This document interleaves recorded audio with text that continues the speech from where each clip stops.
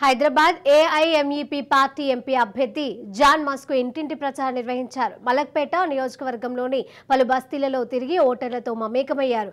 గత 40 ఏళ్లలో మతతత్వ పార్టీలు ప్రజలకు చేసిందేమీ లేదని ఆరోపించిన జాన్ మస్క్ పలు అభివృద్ధి హామీలే లక్ష్యంగా ఎన్నికల్లో తనను భారీ మెజారిటీతో గెలిపించాలని కోరారు.